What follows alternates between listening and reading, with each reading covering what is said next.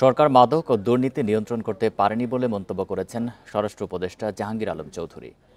বুধবার সচিবালয়ে সংবাদ সম্মেলনে উপদেষ্টা একথা বলেন। আইনশৃঙ্খলা পরিস্থিতি ভালো হলেও মাদকের ব্যবহার কমাতে সবার সহযোগিতা প্রয়োজন বলে মনে করেন উপদেষ্টা। বলেন, মাদক বহনকারীর চেয়ে কারবারিরাই বেশি ক্ষতিকর। উপদেষ্টা জানান, বাংলাদেশে পাচারের জন্যই ফেনসিডিল তৈরি করে ভারত, আর মিয়ানমার সীমান্ত দেশ সবচেয়ে বেশি ইয়াবা ঢোকে।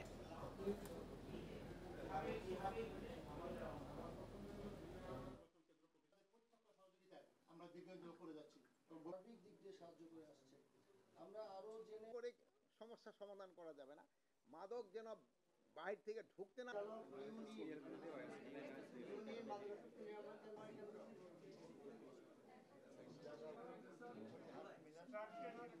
দুইটা জিনিস আমরা কন্ট্রোলে আনতে পারি নাই, একটা হলো মাদক আর একটা হলো দুর্নীতি। আমি কিন্তু এই দুইটার ক্ষেত্রে কোনো দিন বলি না আইন শৃঙ্খলার পরিস্থিতি ভালো, কিন্তু মাদক আমরা কমে আনতে পারছি এটা আমি কোনোদিন বলিনি।